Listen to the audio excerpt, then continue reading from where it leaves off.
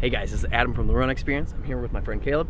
We're going to be talking to you today and giving you some tips on running your fastest mile on the track. fast. So Caleb here is my resident expert on running the mile really fast. So the mile is an awful event.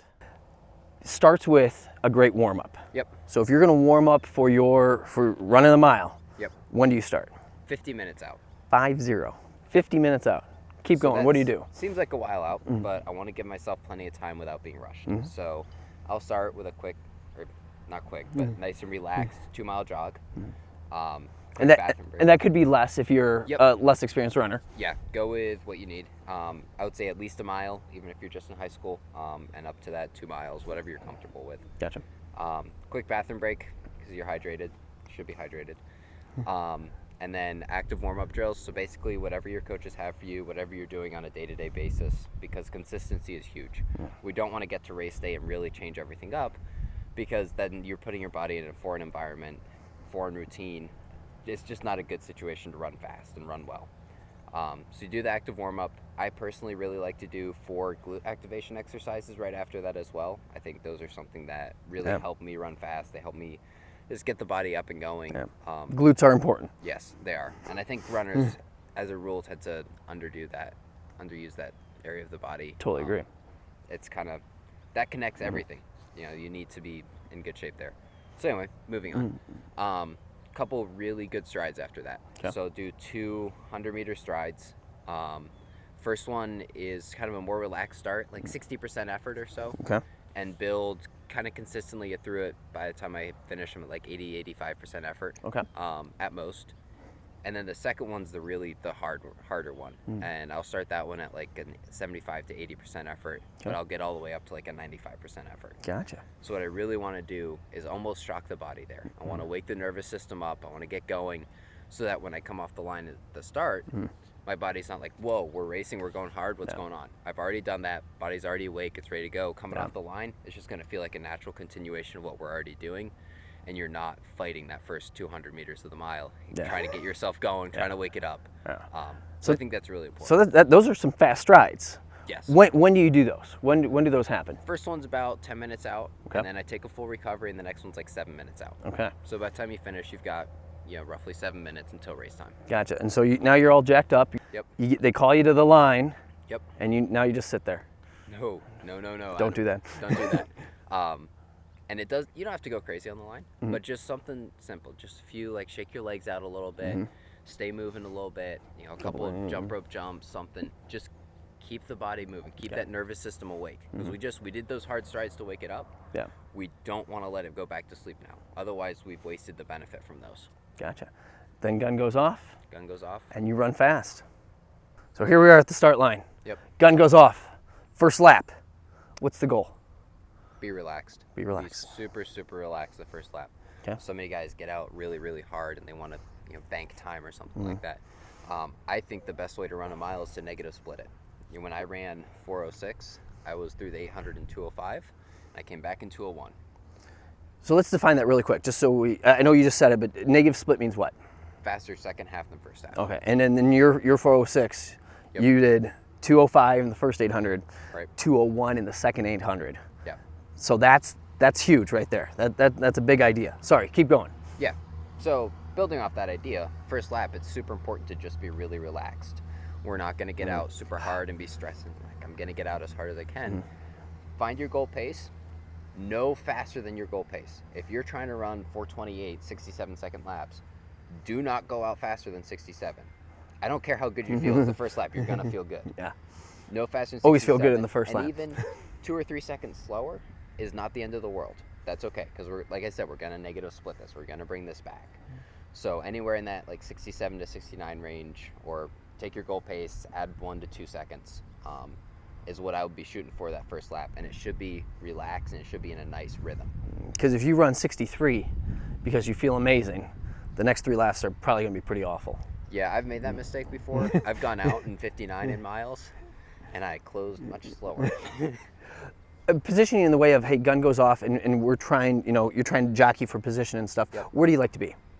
I personally like to be middle to the front of the pack, not leading.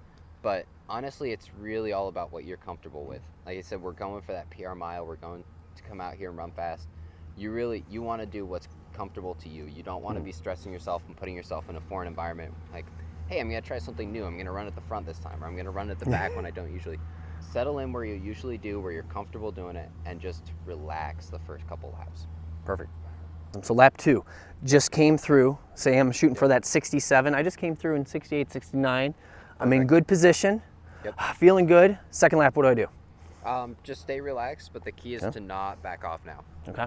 A lot of times you can get out that first lap, feels pretty relaxed. Second lap, you start to feel it hurt a little bit, and you just kind of, you almost like sit back and you slow it down. Your turnover slows up a little bit.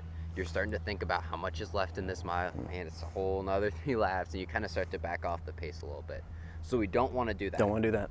We want to maintain that same rhythm, that same type of turnover that we've got going. Keep that same, almost cadence, and not like thinking about hitting a certain, counting your steps or anything, but just it should feel the same. You shouldn't be able to feel yourself really back off, and maybe take the effort up just a little bit here, because the farther you get into racing, you have to work a little bit harder to keep the same pace going. Absolutely. But we're not really gonna start taking grind yet. Gotcha. What am I trying to split for the second lap? Pretty much same thing, 67 to 68 again. Gotcha. I would, if you were through in 69, you definitely want to start picking it up a little bit here, be like 68, 67 on this one. If you're through in 67, you're right on your goal pace, just keep it right there. Stay on that goal pace right now. We're not going to start, this could be a really great day. You might run way faster than you're shooting for, but we're not going to start doing that yet. We're going to stay relaxed and stay patient. We're going to make it happen the second half of the race. You can't win the race in the first half, but you can definitely lose it. Absolutely. So lap 3. Yep. We just finished the first 2 laps. Yep. Easy part's done. Yep. Now we start to suffer. Exactly. What more is there? Yeah, so third lap, the first 2 laps, like you said, we've been relaxed. Third lap's where we start to cut it down. Yeah. And at least effort-wise. Effort goes up, time starts to come down. And the third lap, if you run right on your goal pace the first 2 laps, you're probably going to be right around your goal pace again. That's what I'd shoot for. But the effort to do that is going to have to be way higher. Yeah. So this is where the race Because you're getting really tired. Exactly. Yeah. So this is where it really starts to hurt, and it's because of that, it's really important to take these last 2 laps 1 lap at a time. There you go. I can't come into this third lap thinking I've got a whole 2 laps and start worrying about the last one. Last lap always takes care of itself. You have to focus on just the third lap, because that's a manageable chunk. I can break my race up into manageable chunks. This third lap is 1 chunk, and when I get there, I'm only going to focus on that one. Like, here's what I need to do. Focus on doing that. You let the other people in the race start to fall off, start to worry about stuff, pick them off one by one, put myself in a position the last lap where I can really hammer it and get that PR. Because you see a lot of kids that go out way too fast. Yep. First lap or first half.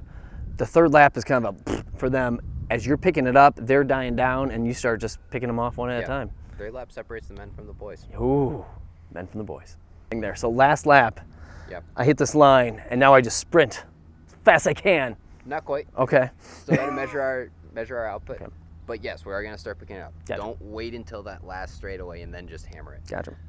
So effort-wise, I like thinking a slow build for the first 200. Mm-hmm. So we're coming through. We're picking it up from the third lap, but we're not all out yet. We're not really sprinting yet. Gotcha. We're starting to get a little faster, a little faster, a little faster. And when we hit 200 to go, that's when we really start to ratchet it up. Something my high school coaches taught me, and I've always liked doing, is just every 20 meters, feel like you're picking it up a little bit more.